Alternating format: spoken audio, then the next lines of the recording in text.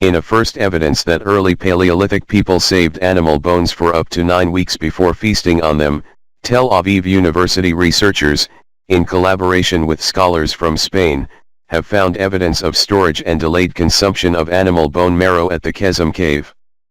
The site has led to many discoveries from the late Lower Paleolithic period, some 400,000 years ago. Bone marrow, a significant source of nutrition, long featured in the prehistoric diet. Until now, evidences pointed to immediate consumption of marrow following the procurement and removal of soft tissues. When the elephants left the Levant some 400,000 years ago, early man used more brains than brawn to fill a mammoth caloric vacuum, after a 360-degree analysis of cuts upon deer foot bones excavated from an Israeli cave.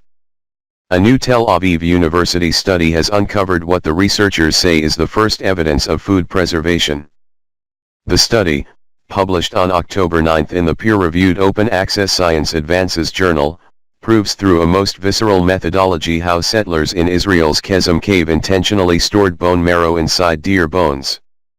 Through a replication experiment, the scholars found this method kept the valuable fatty proteins safe from bacterial invaders for up to 9 weeks. Thank you for watching this video. Please do subscribe this channel for more videos.